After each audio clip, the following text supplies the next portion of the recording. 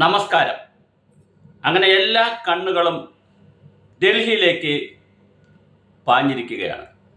ഇന്നലത്തോടുകൂടി വളരെ കൃത്യമായി കെ.സി. വേണുഗോപാലും രമേശ് ചെന്നിത്തലയും വി.ഡി. സതീശനുമായിട്ടുള്ള ചർച്ചകൾ പല ഘട്ടത്തിൽ നടന്നു.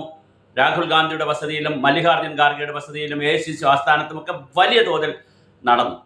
അവസാനം ഒരു തീരുമാനം AICC എടുത്തിരിക്കുന്നത്, അത് രാഹുൽ ഗാന്ധി കുറച്ച് അസ്വസ്ഥനായിട്ട്, കാരണം ഇന്നലെ ഈ 2-3 ദിവസമായി കേരളത്തിലെ തെരുവുകളിലും പാർട്ടി ഓഫീസുകളിലുമൊക്കെ ഓരോ നേതാക്കൾക്കും അനുകൂലമായിട്ടുള്ള ഒരുപാട് ഫ്ലെക്സുകളും മറ്റു കാര്യങ്ങളൊക്കെ വന്നതിൽ ഒരു ചെറിയ അസ്വസ്ഥത AICCക്കുണ്ട്.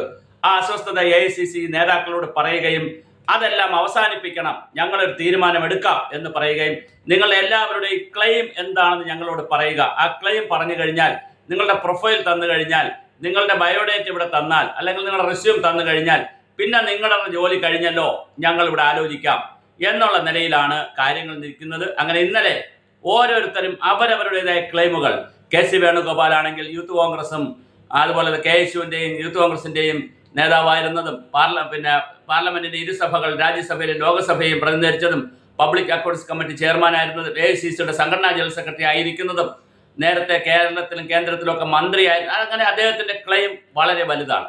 അതുപോലെ തന്നെ രമേശ് ചെന്നിത്തലയുടെ ക്ലെയിം മോശമല്ല.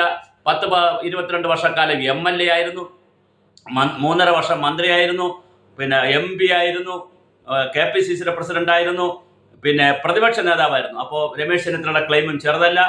ഈ തെരഞ്ഞെടുപ്പിൽ വളരെ ശക്തമായി മുന്നിൽ നിന്ന് നയിച്ചു എന്നുള്ളതിന്റെ എല്ലാ ക്ലെയിമുകളും ജനവികാരവും ഘടകകക്ഷികളുടെ ഒരു താല്പര്യവും ബന്ധവും ഒക്കെ തനിക്കാണ് അനുകൂലമെന്ന് പറഞ്ഞുകൊണ്ടുള്ള നല്ലൊരു ക്ലെയിം വയ്ക്കാൻ വി.ഡി. സതീശനും കഴിഞ്ഞിട്ടുണ്ട്. അപ്പോൾ 3 പേരും വലിയ രീതിയിൽ ക്ലെയിമുകൾ വച്ചിട്ടുണ്ട്. അപ്പോൾ ഇനി പന്ത് AICCയുടെ കോർട്ടിലാണ്, രാഹുൽ ഗാന്ധിയുടെ കോർട്ടിലാണ്. രാഹുൽ ഗാന്ധിയുടെ കോർട്ടിലുള്ള പന്തിൽ തീരുമാനമെടുക്കേണ്ടത് ഒരുപക്ഷെ AK ആന്റണിയുമായും VM സുധീരനുമായും കേരളത്തിലെ വലിയ നേതാക്കളുമായിട്ട് കൂടി ചർച്ച ചെയ്യാൻ സാധ്യതയുണ്ട്. മാത്രമല്ല, ലീഗ് പോലുള്ള സംഘടനകളെ അല്ലെങ്കിൽ പാർട്ടിയെ അങ്ങനെ ഒറ്റപ്പെടുത്തി ചെയ്യാനുള്ള സാധ്യതയുമില്ല. അപ്പോൾ ആർക്കാണ് കൊടുക്കുക, എന്താണ് AICCയുടെ മുന്നിലുള്ള ഫോർമുല എന്നുള്ളതാണ് വളരെ പ്രധാനം. അതിനിടയിൽ രാഹുൽ ഗാന്ധി ഇന്ന് തമിഴ്നാട്ടിൽ നടക്കുന്ന സത്യപ്രതിജ്ഞാ ചടങ്ങിലേക്ക്, മുഖ്യമന്ത്രിയാകുന്ന സത്യപ്രതിജ്ഞാ ചടങ്ങിലേക്ക് പോയിട്ടുണ്ട്. അപ്പോൾ അതും കൂടി കഴിഞ്ഞ് ഡൽഹിയിൽ എത്തിക്കഴിഞ്ഞാൽ മിക്കവാറും ഇന്നോ വൈകിട്ടോ അല്ലെങ്കിൽ നാളെയോ മിക്കവാറും അനൗൺസ്മെന്റ് വരാൻ സാധ്യതയുണ്ട്. അങ്ങനെ അനൗൺസ്മെന്റ് വരുമ്പോൾ സ്വാഭാവികമായിട്ടൊരു പാക്കേജ് ആയിട്ടായിരിക്കും വരുന്നത്. അല്ലാതെ ഒരാളെ മുഖ്യമന്ത്രിയാക്കി 2 പേരെ അവോയ്ഡ് ചെയ്യുന്ന കഥയായിരിക്കത്തില്ല. ഇന്നത്തെ ട്രെൻഡ് കാണിക്കുന്നത്, അല്ലെങ്കിൽ ഇന്നലകളിലെ ട്രെൻഡ് കാണിക്കുന്നത്, ഡൽഹിയിലെ ട്രെൻഡ് കാണിക്കുന്നത്, കേരളത്തിലെ രാഷ്ട്രീയ വൃത്തങ്ങളിലുള്ള അകത്തുള്ള സംസാരമെല്ലാം നടക്കുന്നത് കെ.സി. വേണുഗോപാൽ മുഖ്യമന്ത്രിയും ഉപമുഖ്യമന്ത്രിയും മറ്റേതെങ്കിലും ധനകാര്യ വകുപ്പോ ആഭ്യന്തര വകുപ്പോ പ്രധാനപ്പെട്ട വകുപ്പുകൾ വി.ഡി. സതീശനും, അതുപോലെ പ്രധാനപ്പെട്ട 2-3 വകുപ്പ് പ്രധാനപ്പെട്ടുണ്ടല്ലോ, പ്രധാനപ്പെട്ട 1-2 വകുപ്പ് രമേശ് ചെന്നിത്തലയ്ക്കും കൊടുത്തുകൊണ്ടുള്ള ഒരു ഒത്തുതീർപ്പിലേക്കായിരിക്കും പോകുന്നത്. എന്തായാലും ഇന്നലെ ഫ്ലെക്സുകളും ബോർഡുകളും എല്ലാം ഇല്ലാതാക്കണം, ഒരെണ്ണവും ഇനി റോഡിൽ ഉണ്ടാവരുതെന്ന് പറഞ്ഞ കർശനമായ നിർദ്ദേശത്തെ തുടർന്ന് അപ്പോൾ തന്നെ സതീശൻ ഫേസ്ബുക്കിൽ പോസ്റ്റ് ഇട്ടു. രമേശ് ചെന്നിത്തല അഭ്യർത്ഥന വെച്ചു, കെ.സി. വേണുഗോപാൽ അഭ്യർത്ഥന വെച്ചു. എല്ലാവരും, എല്ലാ ആളുകൾ, അത് ഗ്രൂപ്പൊന്നും പറയാൻ പറ്റില്ല, വ്യക്തികളോടുള്ള താല്പര്യം വെച്ചതാണ്. അവരെല്ലാം അതെല്ലാം എടുത്തു മാറ്റി ഇന്ന് റോഡും പാതയോരങ്ങളും പാർട്ടി ഓഫീസുകളെല്ലാം ക്ലീൻ ആക്കിയിട്ടുണ്ട്. എല്ലാ ബോർഡുകളും 3 നേതാക്കൾക്ക് വേണ്ടി വെച്ചിട്ടുള്ള ബോർഡുകളും എടുത്തു മാറ്റിയിട്ടുണ്ട്. അപ്പോൾ അങ്ങനെ ഒരു പ്രശ്നമില്ല ഇപ്പോൾ. പക്ഷേ വിഷയം അതല്ല. ഈ 3 നേതാക്കൾ, നേരത്തെ ആണെങ്കിൽ ബലാബലമുള്ള കരുണാകരൻ, AK ആന്റണി, അപ്പോൾ തർക്കമില്ല, ഒന്നുകിൽ AK ആന്റണി അല്ലെങ്കിൽ കരുണാകരൻ, അത് കഴിഞ്ഞ് വന്നപ്പോൾ ഉമ്മൻചാണ്ടി. പക്ഷെ ഇപ്പോഴത്തെ പ്രശ്നം 3 നേതാക്കൾ ഏകദേശം ഒരേ തരത്തിൽ വന്നിരിക്കുന്നു എന്നുള്ളതാണ് AICCയെ കുഴയ്ക്കുന്ന പ്രശ്നം. അപ്പോൾ സ്വാഭാവികമായിട്ട് AICCക്ക് ഒരു പ്രശ്നമുണ്ട്. മാത്രമല്ല 3 പേര് ഒരു ക്ലെയിം ചെയ്യുന്നു, ഞങ്ങൾ മാറി നിൽക്കാൻ തയ്യാറല്ല. കാരണം 3 പേർക്ക് അതിൻ്റെ അവകാശമുണ്ട്. അവർ വെറുതെ ക്ലെയിം ചെയ്യുകയല്ല, 3 പേർക്കും അതിൻ്റെ അവകാശമുണ്ട്. 3 പേരും ക്ലെയിം ചെയ്യുന്നു. അപ്പോൾ 3 പേർ ഒരു സ്ഥാനത്തിനുണ്ട് ക്ലെയിം ചെയ്യുമ്പോൾ, ഒരു സ്ഥാനം മാത്രം ഉണ്ടായിരിക്കുമ്പോൾ അത് പങ്കുവെച്ച് കൊടുക്കുക എന്ന് പറയുന്ന ഒരു ഹിമാലയൻ ടാസ്ക്കാണ്, ഒരു ഹെർക്കുലിയൻ ടാസ്ക്കാണ്. എന്തായാലും AICC പക്ഷെ താമസിച്ചെന്ന് പോയി നമുക്ക് പറയാൻ പറ്റത്തില്ല. കാരണം AICC മറ്റ് പല സ്റ്റേറ്റുകൾ, ഇപ്പം തന്നെ BJP ബംഗാളിൽ ഇന്നലെയല്ലേ വെച്ചോളൂ സത്യപ്രതിജ്ഞ, വിജയ് തമിഴ്നാട്ടിൽ നീണ്ടുപോയില്ലേ, ഇന്നല്ലേ നടക്കുന്നുള്ളൂ. അതുപോലെ തന്നെ മറ്റ് പല സ്റ്റേറ്റുകളിൽ, ഇപ്പോൾ ഡൽഹിയിലൊക്കെ എത്ര ദിവസം എടുത്തു BJPയുടെ നേതാവിനെ വെക്കാൻ വേണ്ടി. അപ്പോൾ ഓരോ സ്റ്റേറ്റിലും ഓരോ രൂപത്തിലാണ് വരുന്നത്. അതുകൊണ്ട് അത് 23-ാം തീയതി സമയമുണ്ട്. പ്രോസസ്സ് ഒന്നും താമസിച്ചു. അതിപ്പോൾ നമ്മളായാലും ചാനലുകളായാലും യൂട്യൂബുകളായാലും കാണിക്കുന്ന ഒരു ആവേശവും പെട്ടെന്ന് നടക്കണമെന്നുള്ള ഒരു രീതിയാണ്. പക്ഷെ സ്വാഭാവികമായിട്ട്, കാരണം ഇതൊരു പ്രോസസ്സാണല്ലോ. വളരെ അഖിലേന്ത്യാ കോൺഗ്രസ് കമ്മിറ്റി എല്ലാ കാലത്തും ചെയ്യുന്ന പ്രോസസ്സ് ഇത് തന്നെയാണ്. ഇങ്ങനെ പ്രോസസ്സ് ചെയ്ത് മാത്രമേ അത് കൊണ്ടുവരികയുള്ളൂ. അപ്പോൾ തീർച്ചയായിട്ടും വളരെ വലിയ തോതിലാണ് ഈ കാര്യങ്ങൾ നടന്നുകൊണ്ടിരിക്കുന്നത്. എന്തെല്ലാം പറഞ്ഞാലും, നമ്മൾ എന്തൊക്കെ ബഹളമുണ്ടാക്കിയാലും പ്രോസസ്സ് ചെയ്യാതിരിക്കാൻ പറ്റില്ല. കാരണം MLA മാർ ജയിച്ചു വന്ന MLA മാരുടെ അഭിപ്രായം ചോദിക്കണം.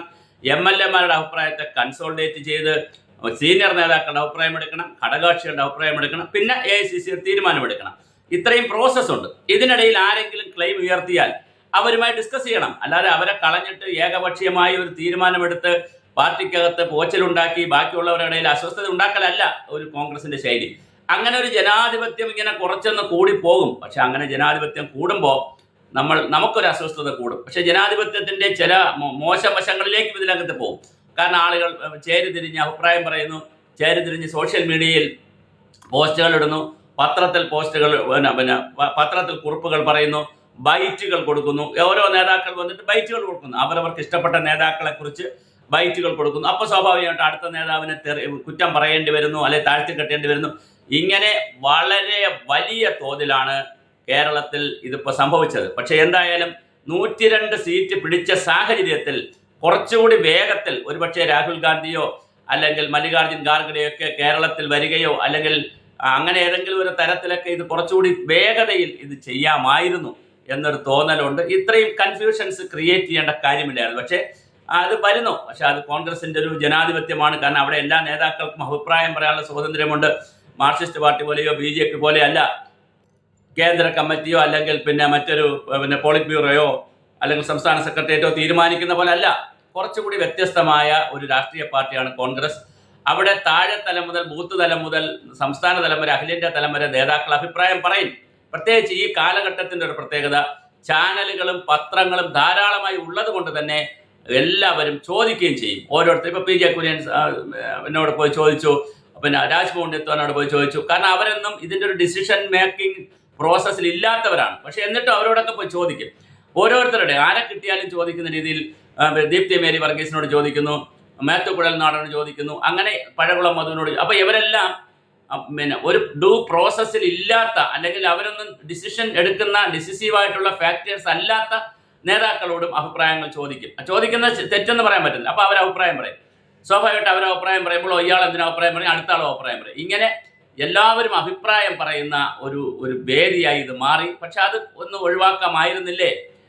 ഈ തെരഞ്ഞെടുപ്പ് വന്നതിന് ശേഷം ഇത് കുറച്ചുകൂടി നേരത്തെ ഈ ഫ്ലെക്സ് വയ്ക്കുന്നതിനെതിരെയും അല്ലെങ്കിൽ ഇങ്ങനെ ഒറ്റയ്ക്ക് കമൻറ്റുകൾ പറയരുത് എന്നൊരു തിട്ടൂരം അല്ലെങ്കിൽ ഒരു കണക്ക് വേണമെങ്കിൽ KPCCക്ക് AICCക്ക് ഇറക്കാമായിരുന്നു. പക്ഷെ അവർ ഇത്രയും കണ്ടു കാണത്തില്ല.